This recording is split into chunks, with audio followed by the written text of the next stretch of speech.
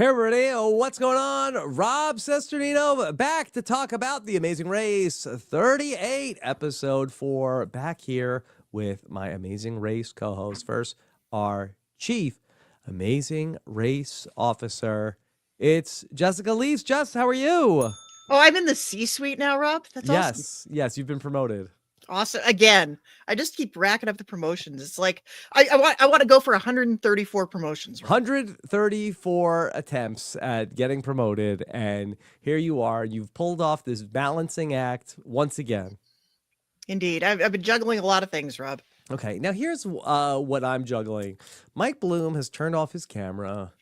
I try not to think about back that. On what will appear. Okay, so He'd better be wearing clothes, Rob. Let's give it up for Mike Bloom. Thank you, Rob. Apologies if I'm sounding under the weather.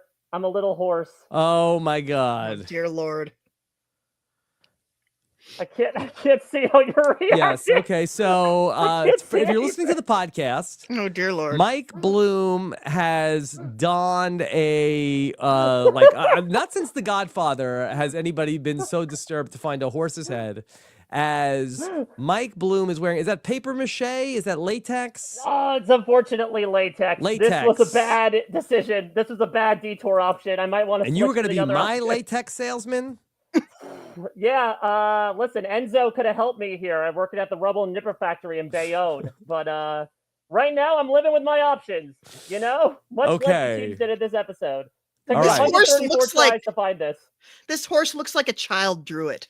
Mm-hmm. It's this is the first half of this season was looking like the one half of the horse. It's that meme, and now hopefully it's blossomed into something beautiful. Because I did love this episode. I'm taking this thing off. Yeah, your sound was definitely obstructed. Yeah, that was probably another thing as well. Maybe not a big podcasting costume piece. You sounded hoarse. Yes. Apologies about that. I'm going to say nay to that costume option. I'm going to try for another one, though. Okay. All right. Well, there you go. Mike, other than the horse's head, how are you? I'm doing well. Dare I say, folks, best episode of the season yet. I think Jess and I, especially last week, were couching a bit since we had sort of reached the quarter mark of the season of, okay, there's some great stuff going on here. We like getting to know the teams. It's a little stratified right now. We're a little separated into cliques, not unlike Big Brother 11, but talk about mixing and matching in this episode. We started with 2 trains, but things promptly got derailed in multiple ways. We had teams jumping all over the place, some surging to the front, some falling back, some surging to the front and then falling back. This is what we want in Amazing Race. This is why it's fun and good with, maybe a couple of very unfortunately ugly moments that we'll have to get into. But I loved this episode and I'm so excited to get into it. Okay. Yeah, and I just want to echo what you both were saying on the podcast last week about how this has been a very fun season of The Amazing Race. And I have to say, I am enjoying this very much. Yeah, it's been a lot of throwbacks to what we love about Amazing Race. I feel like we really, especially this episode, and maybe I'm just feeling like extra nostalgic because to prepare for this week, I did watch the season 6 Budapest double leg. Wow. A lot of that does not age well. Like a lot of it ages like milk. But it was a lot of scrambling, a lot of like dotted yellow lines traveling on parallel paths. A lot of like drama of, what's the better choice of transportation? And this sounds boring. I'm not selling it, but it's fun. It's great to watch this. It makes me want to travel. What was the part that didn't age here? The Jonathan and Victoria? If it was only Jonathan and Victoria in a vacuum, that would be... No, that'd be enough. But they're emblematic of the season, but they are not the only problem. Also, maybe in retrospect, watching a man eat his own barf is not the greatest thing to watch. I will not hear anybody say anything bad about the Soup Roadblock because that's... I never stop laughing about that. I've been laughing about that for 20 years.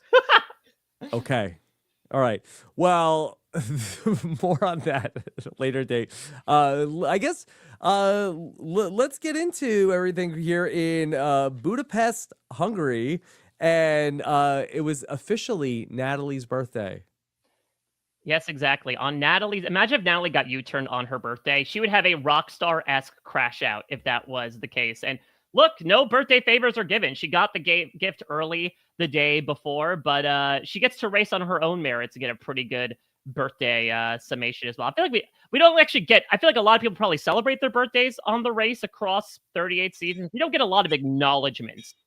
Presents. Yeah. Anniversaries for couples, but no birthdays. Yeah. Okay, so what should we talk about? You want to talk about the outcomes, or should we talk about the tasks?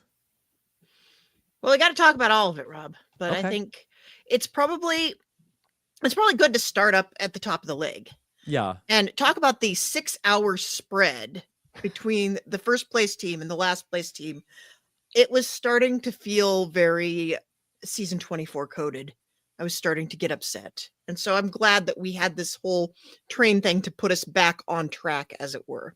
Yeah, it did feel like last week's episode that there was like a whole like half hour where you were just watching Jag and Jess and Joseph and Adam and Natalie and Sissy, and they were just like doing all their stuff, and then it was like 30 minutes later, like okay, fourth place team taking off. Yeah, what I did like about this option, and I don't know if production organized it this way, but they almost created their own detour through the trains, right? Where like the first teams were presented with an option of you could take a direct route and actually get a bed to sleep in, or you can make multiple stops, the bane of these people's existence up to this point only 2 days ago, but you do get in an hour earlier. Okay, so yeah, let's talk about this because it's been very fun to sort of get the racers' perspective on a lot of this stuff via Chat BCC, which if you're not on this, what are you even doing? You're only getting This half is the where story. this is where you get all of the real inside scoop. Go to robbinswebsite.com/VIP chat. And it seemed like that there was a little bit of like the people who took the train that made a bunch of stops and got there earlier were like, what? You got to sleep in a bed? What? And then the other people who were on the bed is like, what? They made it seem like that was nice? It did not look nice. Honestly, it looked very institutional. It looked like the mattresses were about that thick. Yeah, but I guess any port in a storm, right? Considering that 2 days ago, one of the reasons why I think Rubina and Christine were the only team to actually actively pursue the sleeper car, because they said that they'd gotten like an hour of sleep in the first 3 legs combined. So like sometimes you have to crash no matter where the pad may be. Well, can you two tell me a little bit about this? Because I really don't know as much more of the Amazing Race casual. Is this level of exertion and how tired the teams are, is this par for the course on Amazing Race, or is the design of this European vacation trip actually much more daunting than we're used to?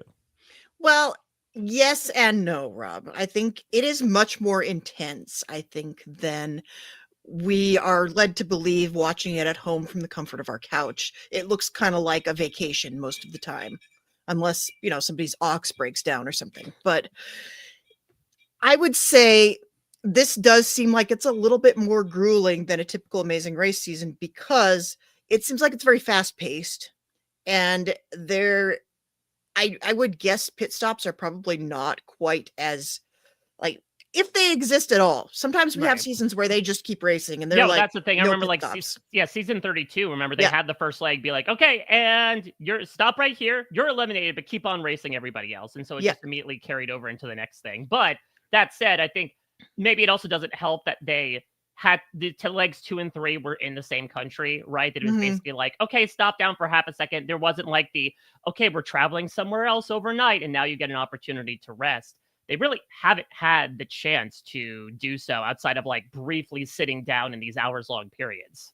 Yeah, and from what I understand, especially, I'm sure that Angela told you the same thing. Like a couple of weeks ago when we talked to Angela and Lexi, they said they just kind of threw them into it without even giving them any warning that they were starting filming. They thought, oh, we'll get on the plane. We got to do like press. We got to get settled. And they're like, nope, you're racing. And I think they really haven't had a chance to reset at any point up to now. And they've done, we're up to 3 legs of the race now, and they're still going. So I can see where it would be very tempting. Like, oh, I can get horizontal for 12 hours. I'll do it. Yeah. Yeah.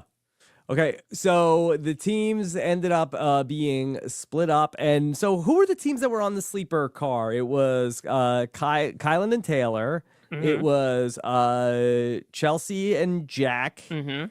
Rabina and her sister, Mhm. and who am I missing? Cat and Alex. Cat and Alex. Cat and Alex. So yeah, I mean, Kylan and Taylor ended up getting pretty close to the front of the pack from this position. So it wasn't necessarily that that much of a penalty to take the later train. I mean, if anything, for people like Cat and Alex, it was an advantage, right? Like they were doing the church dance when they saw that there were 3 other teams with them, and they don't even know that they would be caught up to the other teams at the roadblock. Yeah. I think you're gonna say that they didn't even know that they were gonna eventually be doing a dance by the end of the leg. I mean, Exactly. it's Amazing Race. You got to assume you're going to be at some point. I will Yeah. say, yeah, 4 legs is like alarmingly conservative for them to pull a dance task out on the season. Yeah, I don't know if you saw this, Mike, but Amazing Race Australia posted some content to their social media because their season just wrapped. Mm. And they posted something celebrating a team for doing like the Amazing Race Australia record for most dance tasks.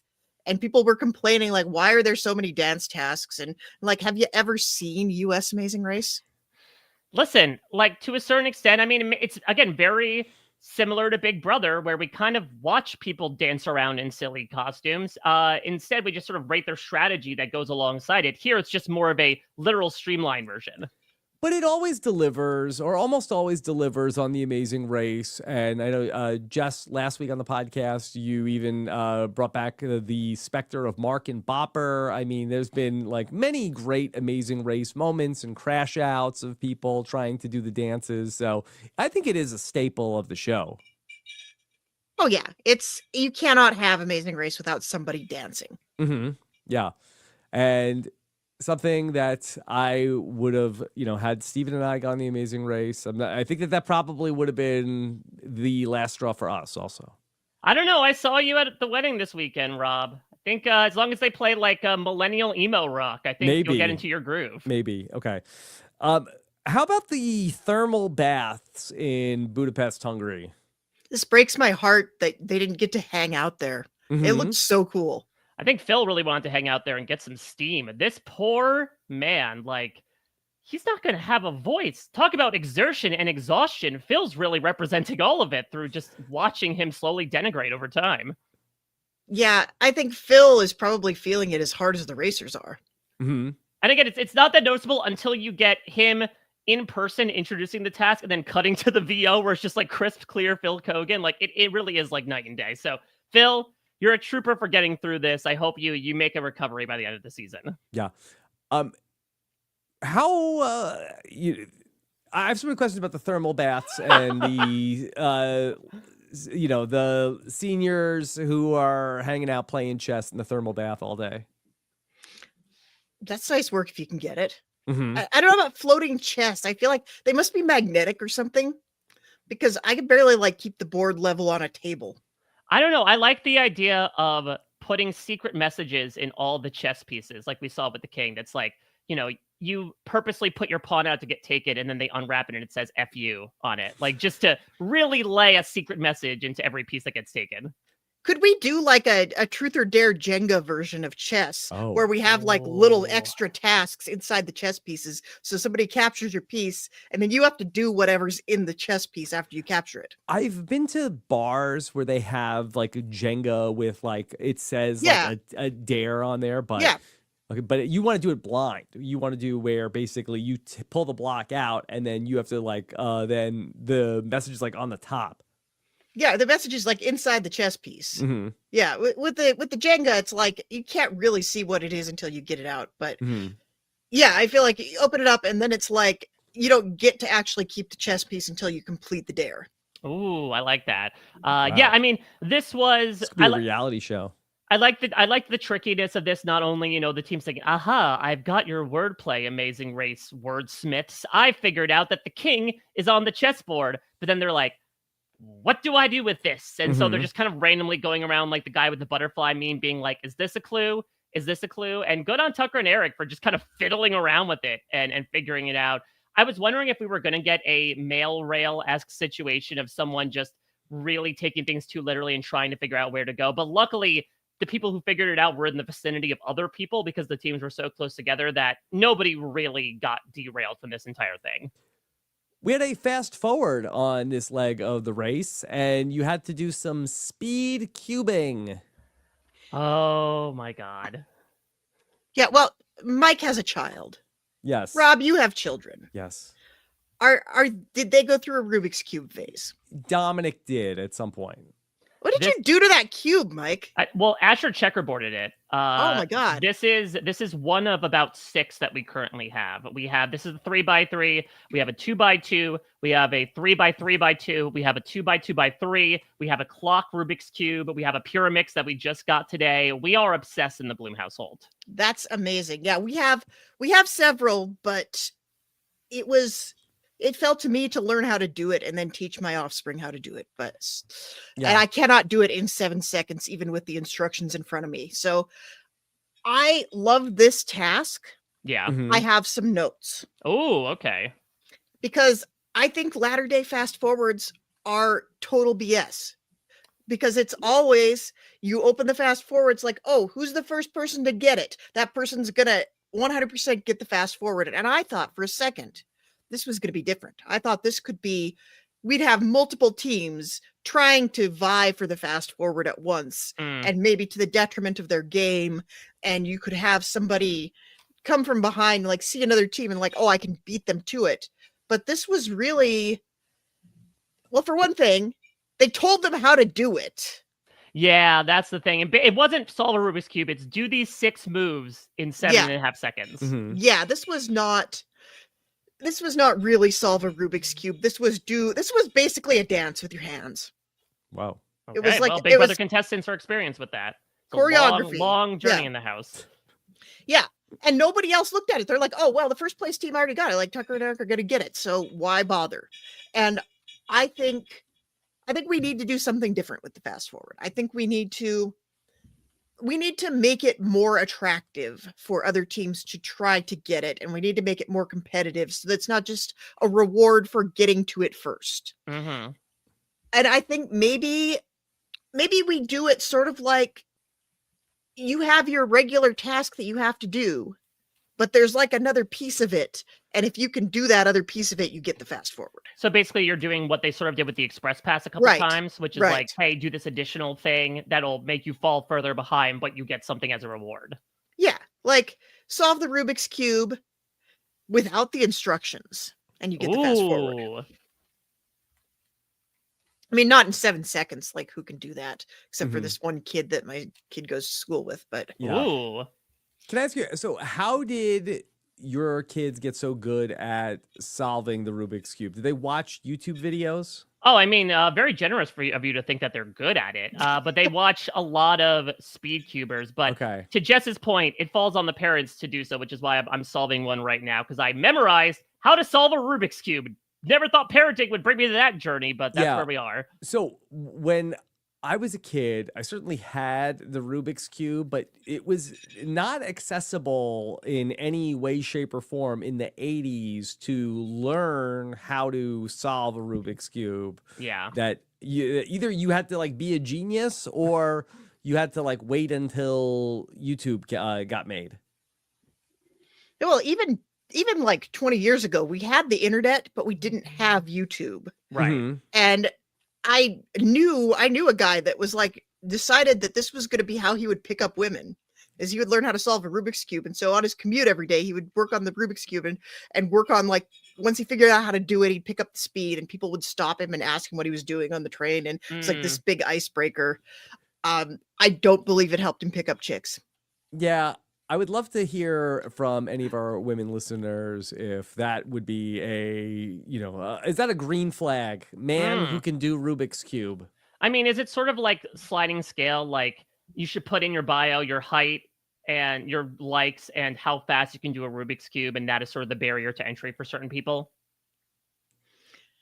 I mean, in specific cases, I don't think it would ever this would not be the green flag Yeah. for me, but it wouldn't be a deal breaker. I think it might be more of a red flag where if I was a woman and, we can all sit with that for a minute. If I was a woman, I think I would find, okay, this man has enough time on his hands to learn how to solve a Rubik's Cube. I'm going to look elsewhere. Other fish in the sea. Yeah. I mean, he's not going to have time to hit on other women. I don't know. He's not too busy for me. Yeah. It's like if I see someone who's spending that much time on it, I'm going to think this guy needs a girlfriend. Mm-hmm. I don't know. For me, it's like that's with his hands. Very dexterous. Good point. If I'd rather have the Adam lock picking than Joseph Abden Hulk smashing his way through, if you catch my drift. Yeah, it's a good point. ET in the chat says, yeah, 6 foot tall, 6-figure salary, 6-second Rubik's Cube solver. Yeah, I'm a sub 7, emphasis on sub. Michael. All right. Let's then. Okay. All right. I don't know how to segue from that to talking about. I did love the boys being so confident and celebratory that they won, only to find out that they both had to solve the Rubik's Cube. Yeah, that was so funny. Listen, Jess talks about the easiness of the task. It would be super duper mega easy if it's like, yeah, only one of you needs to do this. Really, it's a roadblock. Fast forward. Yeah. It's the Amazing Race. Just one person needs to do it. It's fine. Yeah, or even you both have to do it in the time. You have to do it in 6 seconds, but you don't have to both do it in 6 seconds at the same time. Yeah. So there was a lot in this episode about teams having difficulty getting taxi cabs. And we really saw this from the perspective of Jag and Jazz, who could not get a taxi cab to pick them up. Eventually, after trying to, we saw every other team get into a taxi. They said that they had to put their hoods on to sort of hide their identities to finally get somebody to pick them up. And we saw Joseph and Adam also posted on Chat BCC that they too were having difficulties with cab drivers picking them up. I mean, it doesn't actually surprise me that much, having spent some time in Europe, and especially in the political climate of someplace like Hungary. I can see where they might have run into some prejudice when it comes to trying to get cabs. And we've seen this happen in other countries too, with other teams. We've seen women have trouble, teams of 2 girls have trouble getting a cab to pick them up. Yep. And I really thought it was smart of Jag and Jazz to switch over and do public transportation rather than waiting around to mess with a cab. And I liked that was an option for them. I really like the focus on being able to use different methods of transportation, because Amazing Race historically has had you have to take a taxi cab, you have to take this type of taxi, you have to take this transportation to here. We've had teams get eliminated because they walk to a pit stop when they're supposed to take a cab, or vice versa. I guess they take a cab when they're supposed to walk. And I like that you're allowed to take public transportation in this season. I think it's going to be helpful to have that option, as you can see here, and it was smart of them to think of it. First off, it's sad that they had to, but Good congratulations, job, Mike. Thank you. Yes, please clap. No, I mean, that's the thing. This, to your point, Jess, has historical precedence. It does not make it any less infuriating to watch. It's weird to say that, I'm glad this made the edit, because obviously this is something that played a very large role in not only how these guys performed, Joseph and Adam. I know that Kyland has said on social media as well that him and Taylor, as well as Jack and Chelsea, also experienced some discrimination from CAD drivers. It's a really, really rough mirror to hold up to. I wouldn't even say a lot of the world. That's another thing too, that people are saying, we need to vet these places more. Why would they put them in this country where clearly they're discriminating based on the color of people's skins or what they might be wearing? But if you did an Amazing Race season inside the US, there might be other instances of that as well. And I'm really, really happy that they ended up showcasing it. And I have so much admiration for Jag and Jazz, especially. Again, Joseph and Adam as well, but from what we directly saw with the 2 of them, for unfortunately having to live with this reality. I'm sure this is not the first, nor unfortunately will it not be the last time that these two will be dealing with a situation like this. But to your point, Jess, like they pivoted. They had to take the requisite taxi, but then they're like, okay, we have to depend on ourselves. Let's find a way here. And it was just really disgusting to watch overall. And to have that running commentary too, right? We're like, we have all talked about the fact, you, me, a lot of the audience, Jess, last week about like, all right, Jag and Jazz are the front runner. We want them to face some, we want them to face some obstacles. And so when they couldn't get a taxi originally, I'm like, oh, this is Not interesting. like this. That's exactly it. It's like, oh, but I don't want it to be because of racism. Yeah, let's have them like struggle with a task, not struggle with geopolitics. Yeah, but it's been an unfortunate situation with the Amazing Race. The one that I can really think of, Jess, is like when they had to take that really packed train in India in season 4, and there was a team of all women that like was straight up getting groped by very lecherous people along the way. While the Amazing Race can be a beautiful showcase of what the world has to offer, it can sometimes be a very firm reminder about the way we view ourselves and the way we view people that are different than us. I know that obviously Jag has a lot of opinions about him from his Big Brother season, but I think what should not be denied is his representation and what he brought to both Big Brother and this season proper alongside his brother. So again, it is devastating that they have had to deal with this situation and that their race got impacted so much by it. But I'm glad it got shown, A, to be able to showcase where the blame should be, and B, to remind us all that we all need to do better sometimes, and that nobody is perfect in that regard. I think that maybe the best part of this entire arc was when they find a guy in a turban. And they say, well, the Sikh community, it's global, and they know that they can count on him to help them. And then he did. And it's like, we're not writing off the entire nation of Hungary. They were able to find help, and present the city. I think I feel bad that this guy has to like represent an entire city here, but it was good that they did find someone who was willing to help them, and it did kind of bring some more visibility to that. All right. Well, when the teams finally got to where they were going, they had to work with horses.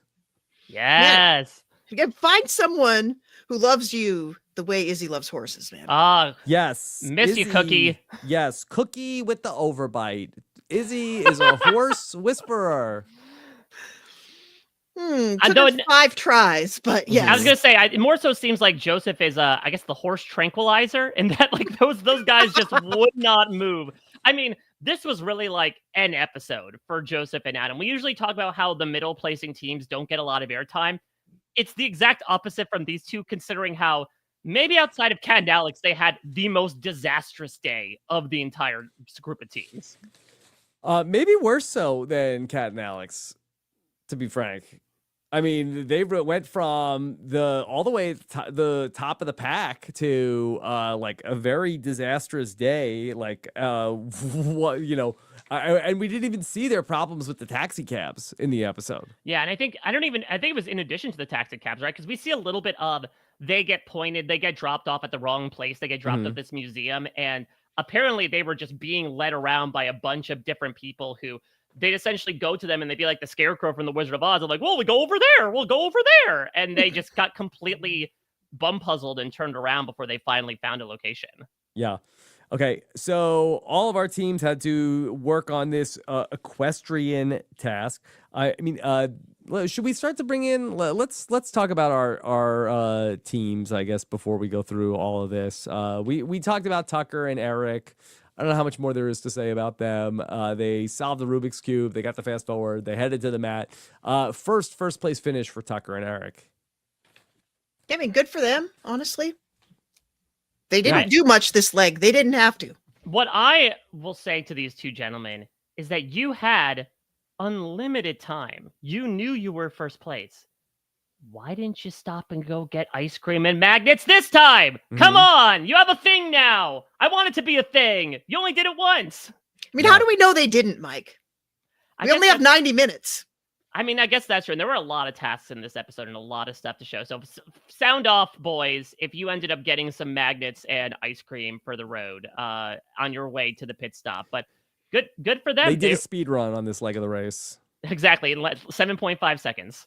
Okay. All right. Natalie and Stephanie have backed up their first place finish last week with a second place finish this week and are turning into one of the real surprising standouts in this race. They are good at everything. It's great to see. It's great to see a female team at the top. And I think Mike and I talked about this a bit last week. I like that they're so different. Yeah. I like they're from the same household, and yet they are polar opposites, and they're both good at different things. But they were both able to rise to the occasion. It was curious to me that Natalie didn't seem to know what juggling was. That Yes. was really interesting. Like, I don't know if maybe Natalie was confused by the concept of juggling rings or just juggling. But when you ask what is juggling, I don't know. I would have to stop and take a pause for a second, like Sissy did, to be like, do you not know? I mean, granted, I haven't encountered the concept of juggling in my life for a good 10 years, but that doesn't mean I was deprived of it for the first 25. Mm-hmm. Yeah, don't ask me to juggle. I don't know how to do that, but I feel like I'm familiar with the concept. Yeah. They ended up doing the balancing act, and Natalie was able to lean on her dancing background. Stephanie was unsure if she was going to be able to do it, but they got through it. Yeah, I love the sort of like Blair and Joe from Facts of Life energy coming out of these two. Yes. For Stephanie's like, I haven't worn a dress in years. And I was like, Mom's going to make fun of you about it. So, and good on Stephanie for pulling through. Again, what we are going to see from this challenge is that, you know, we do have people with a fair amount of dance experience. This is something that we definitely encapsulated into our draft that we did a long time ago at this point. But if you both have to do it, doesn't help that much if only one of you can. You know, the partner's got to have a little bit of rhythm too. And so Stephanie was able to pull it off. And the weird thing about this detour choice was, like, I thought the bottles would be a huge deal. We got the flashbacks to it. I do wonder if anyone trained for this. Maybe Kylan did by watching Will and James watch Rachel Riley do it, just to make the full sort of Inception act happen. But the bottles almost seemed like an afterthought. Maybe they were too like wide brimmed at the bottom, but nobody seemed to really smash anything on the ground. Yeah, balancing act, not that tough. Not that tough. But I think also Natalie and Stephanie benefited from something. I think we're going to see also Adam and Joseph had this same thing going for them, where they were able to try the dance task a whole bunch of times in a row because they were the only ones at the task. And when you have to wait around a bit for other teams to do the thing before you can be judged at the thing, as Kat and Alex told us earlier, when they got to the dance task, it was a different thing because they had to wait they had to wait their turn. And here there were no turns. They were so far ahead that they could knock the whole thing out. Like, they could screw up and they could just stop down and do it again right away. And I think that was helpful to them. Yeah. Okay, let's talk about then third place finish for Izzy and Paige. I believe this is their highest finish of the season, correct? Yeah, I mean, they had only placed, I believe, what, 6th or 7th the previous 3 legs, basically, and then they finally jumped up to 3rd. So I want to go back to something earlier in the episode where they were at the train station, and there was a moment where Izzy and Paige were talking to Joseph and Adam, and Jag and Jess came over, and they felt like that Izzy and Paige immediately turned cold and were a little standoffish with them. I mean, granted, it's maybe different to feel the energy in the room as it was from us watching it. Personally, I didn't see that big of a problem. Like, if anything, they almost seemed a little more awkward and or not more, but they seemed as kind of standoffish when Joseph came over, because they were very clearly trying to research, like, okay, let's see if we can sneak onto a better train, and get away from these bozos. And Joseph's like, hey, how's everybody doing tonight? They're like, hey, hi, buddy. And Jag and Jazz just walked up, I think, at the wrong place at the wrong time. Now, let it be known that they have no qualms about targeting them. They end up sort of stumbling upon the right point, which is, oh crap, they're going to target us, so let's get us before we get them. I think that is very much going to translate into the next episode. This more so felt like a bit of a nothing burger to me, though. Yeah, maybe is it a prelude to what comes with the U-turn next week? Because it That does might seem be. like, and if Izzy and Paige do want to target Jag and Jess, that they would potentially have that opportunity, considering that Jag and Jess finished much further back this week than they had finished at any point previously. Yeah, I think we were probably shown this because it's going to pay off in the next episode. That would be my guess. Also, sure. correction. Izzy and Paige finished first in the first leg, or they third in the first leg. Yeah, yeah, exactly. A bit of a correction there, but I mean, they are almost like they're also masters of the one and done. If you remember the chair memorizing task in leg 2, they killed that in one try, and they did the dancing in one try. It took Hannah and Simone, who are both professional dancers, 2 tries to do it. It took Izzy and Paige 1.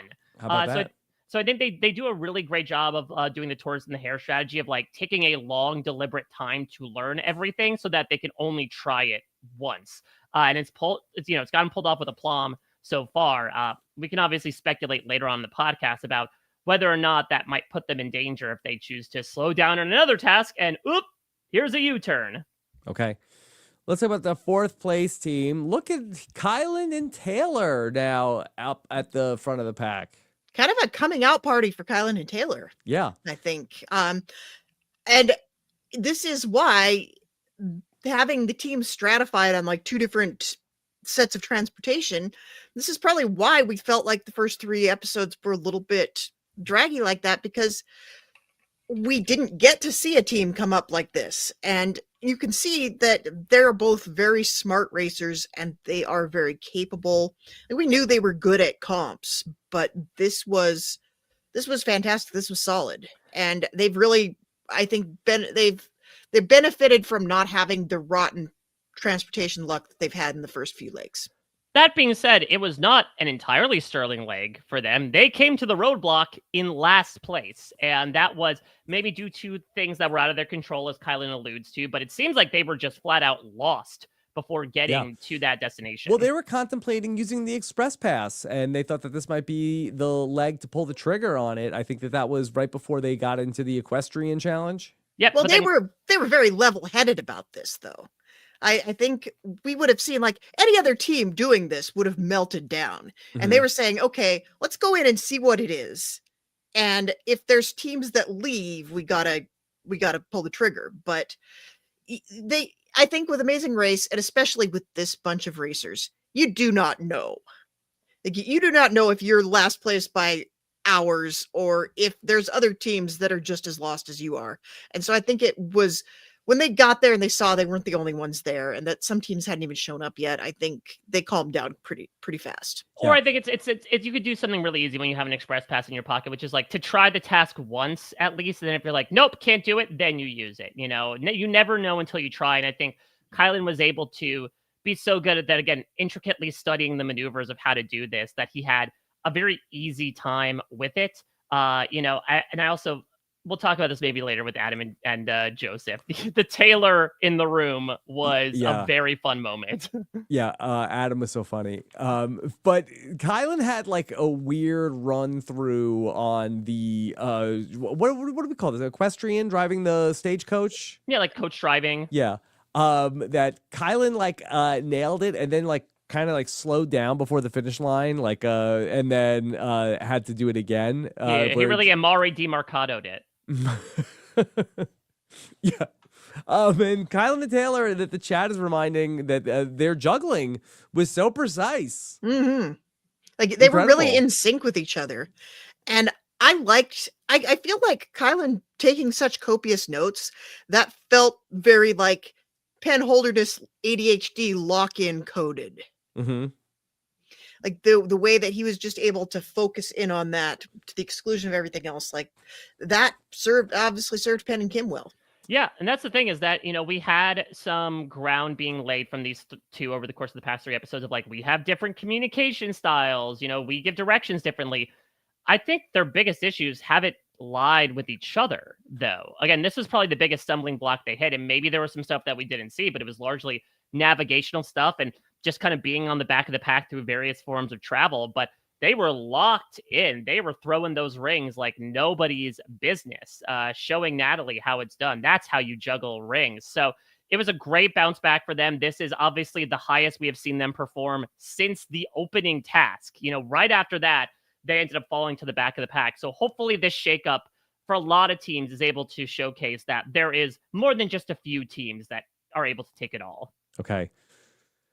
Jazz and Jag end up being, as Taylor said, your team number 5. It's cute. Like I feel like maybe they sense that Phil is tired and they're picking up his slack. Yeah. Yeah, Okay. I mean, they're used to it, right? They're the ones that most of the time have to host the competitions. They don't have the cue cards they have to read off of, but they know how to bring that DR energy. Yeah. Okay.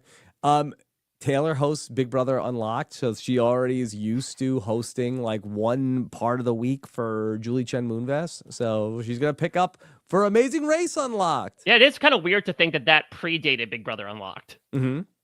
Okay. So Jazz and Jag, even though that they had the setback with the taxis, they end up in 5th place this week. Their worst showing so far in the race, but still middle of the pack. Yeah, I never at any point did I think they were in danger of getting eliminated. No. And so it was Jag that was on the stagecoach. He said that he was doing it like that he was going to do like a tractor trailer. Yeah, he said that they have commercial driver's licenses, and so he drove it like a semi. And listen, it seemed like it worked. He's used to operating horsepower, and this was quite literal. Yeah.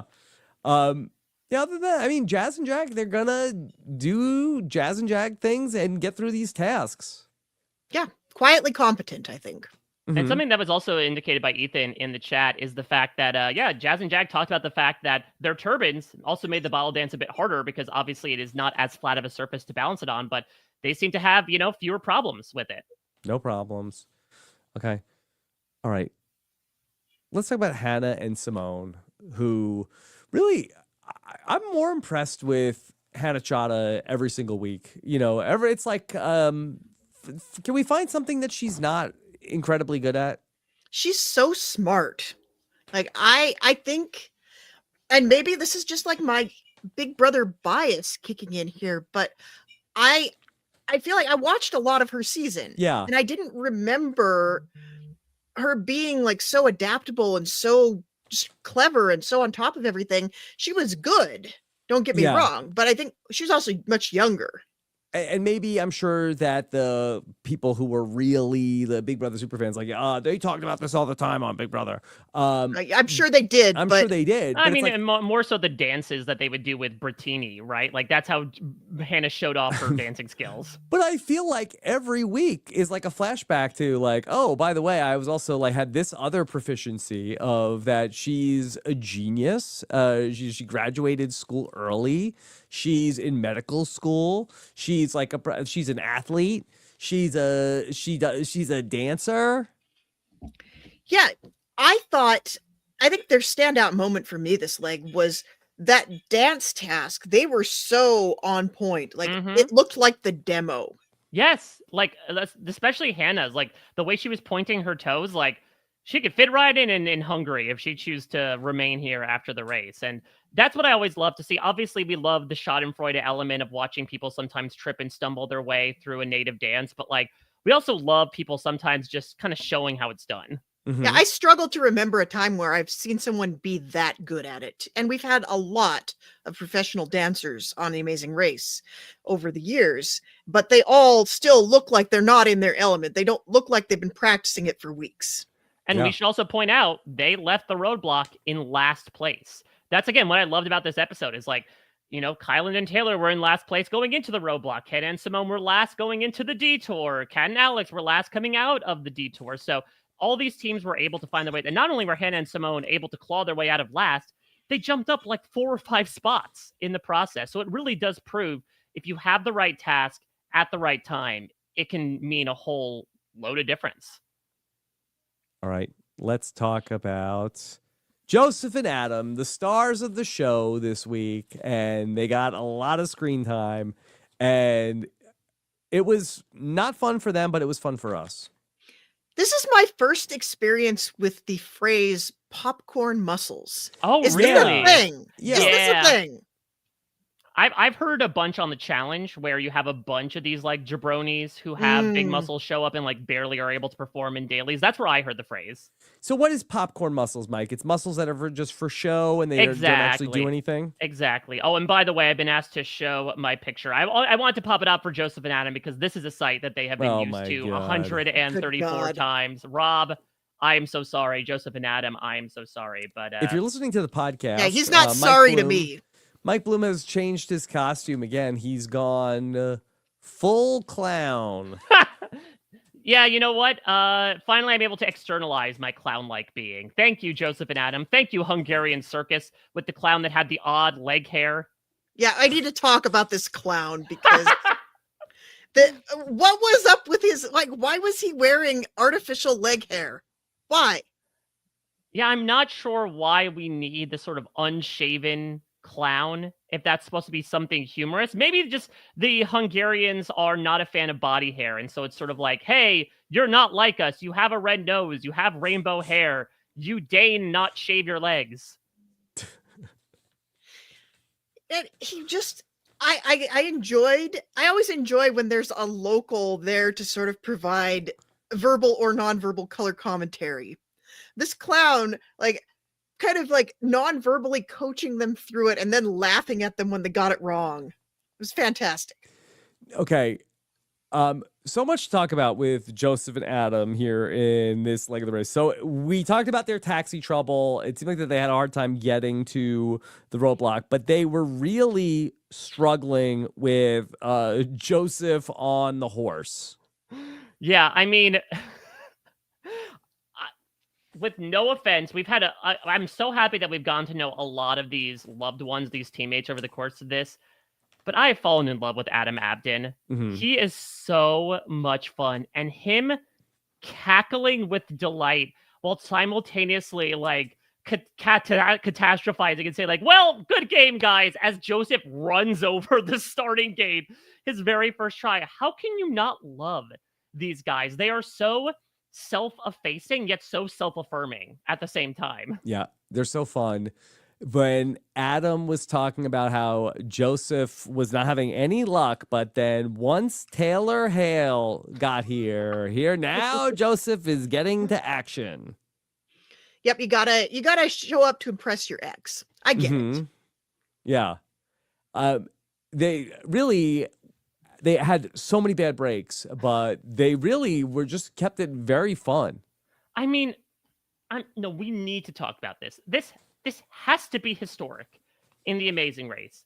Yeah. You know, you see teams time and time again try tasks and just 25 times, 30 times, 134 times. So I looked up at the screen and I saw that and I was like, oh, look at this new era Amazing Race editors just having fun and putting things on the screen. I thought it was a joke. I thought it was a meme that Amazing Race editors were like 134th attempt. Jess, this was actually 134 attempts? Yeah, I mean, in fairness, they didn't have to, it wasn't like a dance routine where they had to go through the whole thing and then reset. It was like, pick up the rings, go again, pick up the rings, go again. But still, I struggle to think of anything in my life in general, let alone on the Amazing Race, that I would be able to do 134 times without getting really upset. And the fact that they were still cool about it, I think that says a lot about them. Yeah, they were losing their patience more so with the clown than they were with each other. Mm-hmm. I mean, fair. Common enemy. Relatable. I also Yeah. liked how on the 134th try, Adam was also like getting backed up into the corner of the ring. Like he was going to go over the wall if they had to go one more second.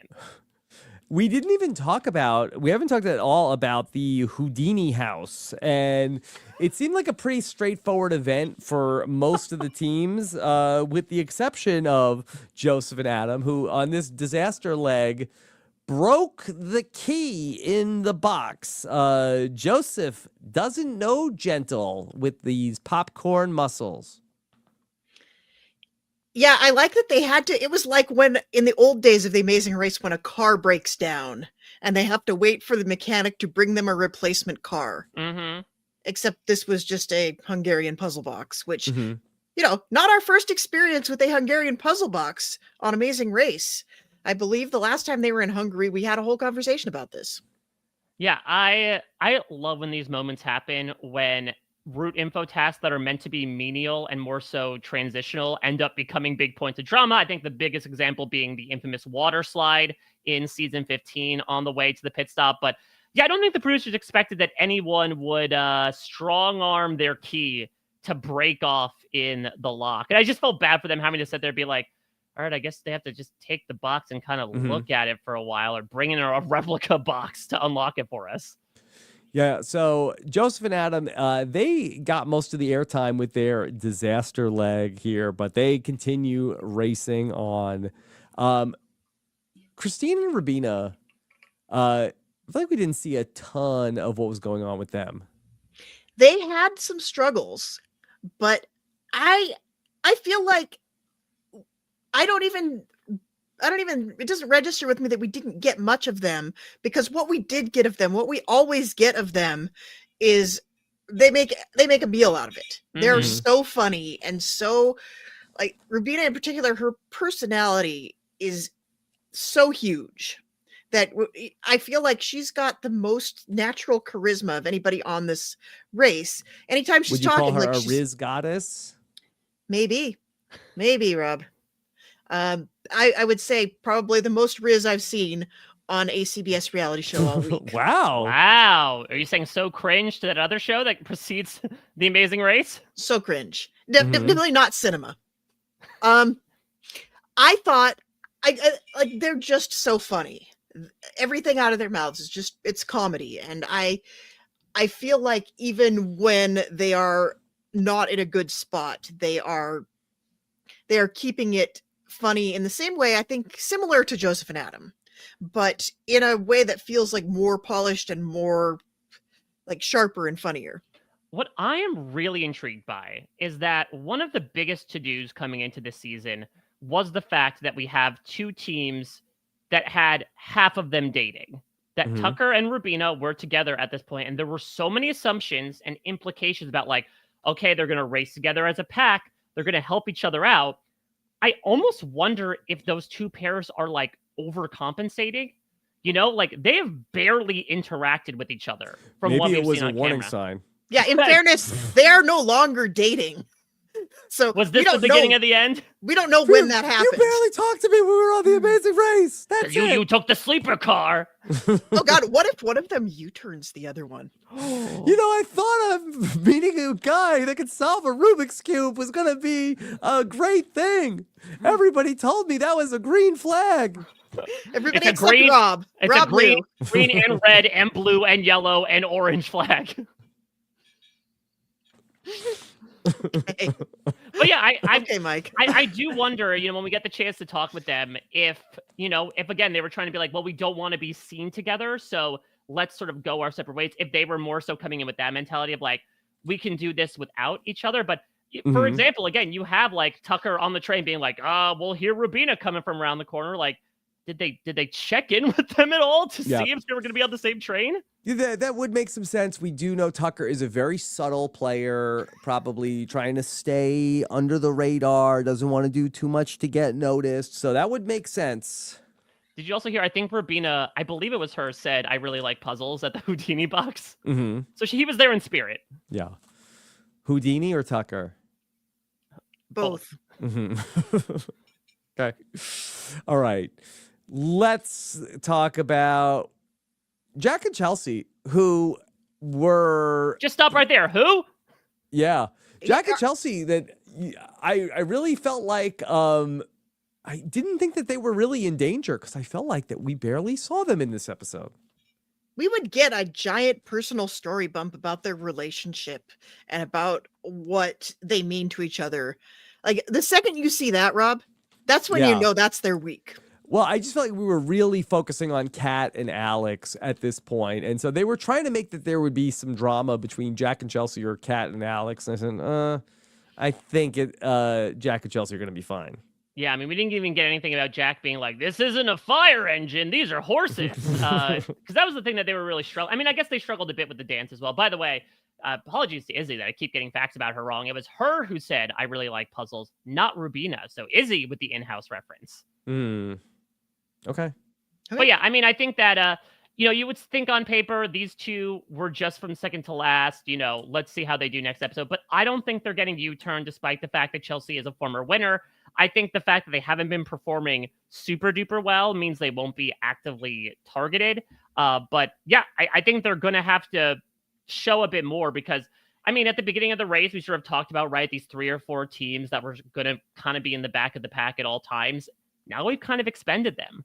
And so now that we are left with like a pretty solid group of 9 teams, it's going to get a little more dicey to who can go at any time. All right. Let's talk about the team that we all spoke to today, Kat and Alex. I am bummed to see them go. I thought that they were very fun. Kat especially is always funny when she's on stuff. And so I think that this was a little bit of a bummer to lose them. I really like the 2 of them. They felt like, even if Kat had never been on Big Brother, I feel like they would have had a home on The Amazing Race. Their dynamic is such it's such an Amazing Race trope. And I think even despite the fact there really was no suspense to the leg after a certain point, you kind of knew they were in trouble. They were not going to come back from it. But I think they still kept it like they didn't end up ever quitting. And Kat was upset, but she powered through. She got it done. Yeah. And it's like, this is a good place to leave them, I think. And I thought that they had a fun dynamic. I mentioned this on the exit interview with them, and there would be times where, Kat would be upset, but, it never got ugly or volatile between them. Like, so I felt like that they were pretty real. Yeah, I mean, what's interesting is getting to talk with them. Like, they were both surprised by that. Kat's like, I did not realize I acted that way under pressure. And Alex said, like, I didn't know that either, but I knew in that moment, all I could do, all I should do is just be there for you in any way possible. And like, God, if that is not the sign of a supportive, loving relationship, I don't know what is. I mean, it's really fun as well. I had no idea. Their big origin story was that Alex has wanted to be on The Amazing Race for years. Oh, yeah, super fan. This is one of his favorite shows. Yeah. And so he had been begging Kat for 2 years, like, can we do The Amazing Race? Can we do The Amazing Race? And Kat's like, I've already been on a show. They're not going to cast me. And so it ends up being, fate falls in their laps here. Obviously not the outcome that they intended. I did not realize, as Kat indicated, that she is cursed to finish in 10th place, no matter the show that she is on, which is pretty wild. But regardless, like, this is the reason for the season. I loved getting to see both the sort of like the fun Kat that we know and love with her one-liners and, her ability to showcase her emotions on her sleeve, but be able to see a man that clearly makes her incredibly happy and vice versa and has quite the personality himself. So like, I just really adored getting to watch them. I really, really adored talking with them too. They both feed into each other's energies so well. Yeah. Nobody was conspiring against them. They seemed like they were well-liked. I don't think they would have gotten U-turned. No. A couple goals. But did you hear who they would have U-turned if they survived? I heard it was Tucker and Eric. Yeah, so they had a one-sided beef, they said, with Tucker and Eric for no reason. Alex said, why would we U-turn Tucker and Eric? And Kat says, I don't know. They just decided that was what they were going to do. Way ahead of time. Literally waking up and choosing violence. Yeah. Okay, so we'll never know what they would have done, but they probably wouldn't have been in a position to get to the U-turn, so... Unlikely. Especially the way they've been shaking out the transportation this season. Okay. Next week, we have the double U-turn, and I do wonder if this is where this season is going to ratchet up a level in terms of the drama and the animosity. But before we get into that, Jess, can we do a little bit of Amazing Race 101? We've been doing this at the end of podcasts, and I know that I did a podcast with Melissa where I answered a lot of Amazing Race questions that people were appreciative of. For the uninitiated, what is a U-turn? All right, so U-turn. Mike, do you want to know how a U-turn is supposed to work? Yeah, or how a U-turn does work. Let's do the platonic ideal before we get hit with a dose of reality. Platonic ideal of a U-turn. A detour, as you'll recall, is a choice between two tasks. With a U-turn, you complete your detour and you have the opportunity to throw a blocker Spanner in the works. Yeah, throw a little spanner into the works of somebody behind you. You choose one of the teams to have to go back and do the other half of the U-turn before they can proceed. That's how it's supposed to work. And sometimes that is how it does work. Other times they just stick it at the beginning of the detour. So you go into that knowing you have to do both, because whoever gets there first just says, okay, you got to do both halves of the detour. And I think we sap a lot of the tension out of the moment. Like, you need to struggle to complete your half of the U-turn as fast as possible so you can get to that board, so nobody makes you go back and do a U-turn and have to do it, not show up to the board and find out you have to do both things. That's a T, that's not a U. Mhm. Yeah. Thank you for so- coming to my TED Talk. one letter off. But yeah, basically what you need to know, if you are U-turned, you have to do both sides of the detour. Now, what is also notable is that this is a public thing.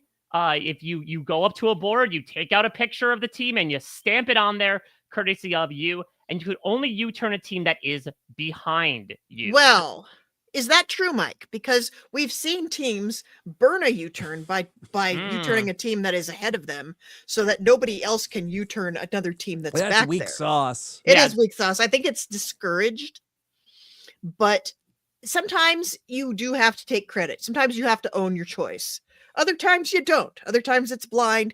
A couple of times you've had to vote on who you think should get one, which Mhm. we have had opinions on that. Right. Famously, that was something that happened with the birthday girl, Rachel Riley. Indeed.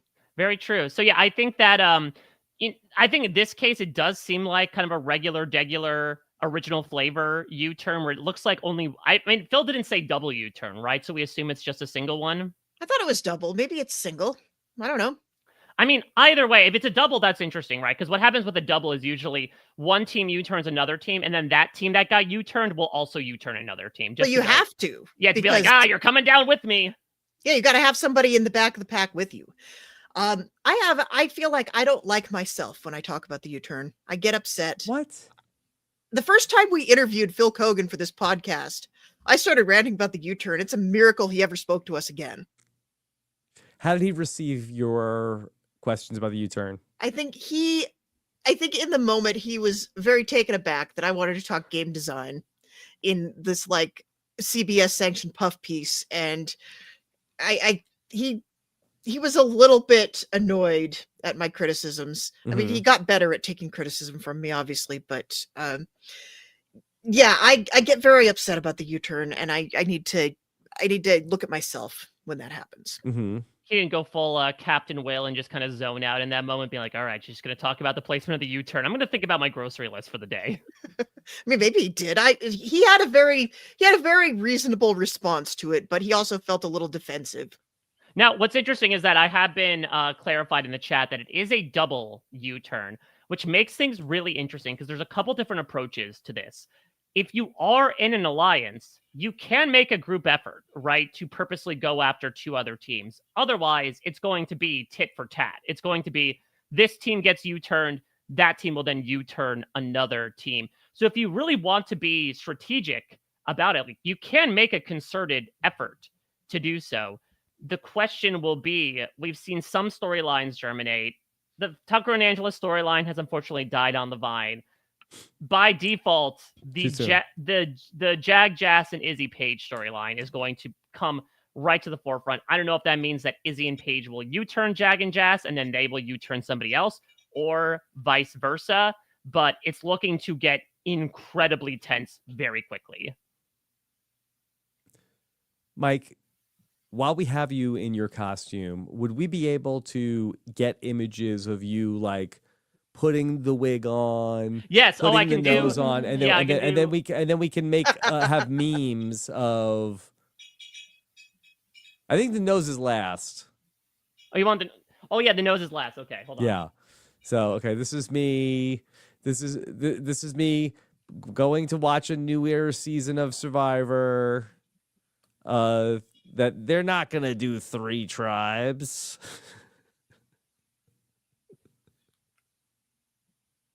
And I don't know what the last thing is. Yeah. Okay. All right. Do with that what you will. Okay. All right. Anything else about the Amazing Race 38, episode 4? What did you think, Jess, as from an Amazing Race historian perspective, of Phil's declaration that this is the most emotion he's ever seen on the mat? Demonstrably not even the most emotion I've seen on an Amazing Race episode that took partial place in Hungary. But Yeah. I mean, we've had people get engaged. yeah, we've had a lot going on. I think maybe the most emotion from a team that really was not in real danger, perhaps. But I mean, it was intense. It was a rough leg for them. I thought their reaction was very appropriate on the mat, but I felt like Phil was a little prone to hyperbole, if you ask me, because I've seen some very emotional mat moments. Yeah, I mean, maybe it helped that there were 2 teams there. Like, clearly Hannah and Simone were very emotional, that they felt a release of like, oh my God, we were in last, but we're fine. Joseph and Adam were like, oh my God, it took us triple-digit attempts to get this detour done, and we're here. I mean, it might have been the most like overtly emotional moment they've seen, considering that like the 2 guys were rolling around on the ground together. But yeah, definitely, an interesting claim from Phil. But clearly, it was a very emotional day for all of them. Remember that they were also part of the first train that had not slept too, so their emotions were already at an all-time high. Yep, all over the map. I had one more piece of trivia that like literally nobody cares about but me. But as talking about tasks that took many tries to get through, the one that sprang to mind for me was the original 5-hole. And so I did have to look that up. Amazing Race Canada Season 2, Olympic gold medal hockey player, took 57 tries to shoot a puck into the 5-hole. And that, I think, is the only one in my head that even comes close to 134. So clearly they've blown that record out of the water. Wow. Out of the Turkish baths. Indeed. Hungarian baths, I should say. Okay. All right. Well, we will be back with our own 5-hole next week, where we talk about episode 5 and the double U-turn and all the drama that ensues. In the meantime, we've got, what a lead-in we are, the opening act for an incredible reality TV event, 9 p.m. Eastern. In just but 36 minutes, we will premiere the birthday girl herself, Rachel Riley, sat down with Taryn Armstrong on her own birthday to talk about Big Brother 27. How about that? Incredible. Get her thoughts on Amazing Race, I'm sure. Listen, yeah, maybe put some feelers out there to have her on a recap. I know she was very excited to start the season as soon as she got out of the house, but Big Brother has had a long tail in this fall, so feel free to check it out. It should be a good one. Okay, I don't know. I floated this to you, Mike, and you said, I don't know. I think she might be too big time for the Amazing Race podcast. So I don't know about too big time. She's very busy. I got the chance to say hello before they started recording today, and Rachel has watched all of Big Brother 27. She's gone through like all of the live feed updates. That she is just grinding. She's a hustler. I mean, she never does That's anything. why she was so good on The Amazing Race. She doesn't sleep. Yeah. She never does anything halfway. No half measures with Rachel Riley. Yeah. Well, happy birthday to Rachel. Cannot wait to check out her talk with Taryn. Okay. Also, I got the chance to record today with Jamie Lynn Ruiz. I had a very interesting conversation about everything going on in the world of Survivor and beyond. So you could check that out on our episode 4 recap of Survivor 49. And that should be dropping at some point as well. So be sure to check that out. Jess, what's coming up for you? Mostly just this. I mean, you and I had a very fun exit interview with Kat and Alex today. Yes. And then I am working a day job and hanging out and being obsessed with Amazing Race like you do. Okay. All right. And then for you, Mike Bloom. This is my day job. this all. Yeah, so I also got the chance to talk with Kat and Alex. Really great time getting the chance to speak with them about their entire dynamic, what surprised them, what surprised us from seeing their entire journey. So be sure to check that out, as well as the exit interview for Survivor. So I've been doing these sort of miscellaneous chats with people about the Amazing Race. As I mentioned, I talked with Melissa Denny last week. That was a lot of fun, and we did a little bit of like an Amazing Race AMA at the end, an AMAZING race, where she asked me just a bunch of questions about Amazing Race history and rules, and I was able to answer it. So, what was her experience with the show? Has she ever watched it? It was one of those things that she watched early on, and her family was interested in it, but it was largely more from a casual basis, and then it was sort of like dropped off for a long time. But this concept brought you back into the show, which I imagine is definitely a common opinion and a common history among a lot of people. So, if you have any more questions, feel free to reach out to Jess and I. Maybe we'll do a separate AMA, or we'll just continue to sort of sprinkle Amazing Race doodads throughout. The B&B, we're going to have Sam Phelan on this week for the swap, which should be a lot of fun. He can weigh in on the fruit reward. That's very true. I'm sure that he would have also had a reaction a la Sophie about the idea of being given a platter of fruit. And of course, you can check out everything I'm doing at a Mike Bloom type. All right.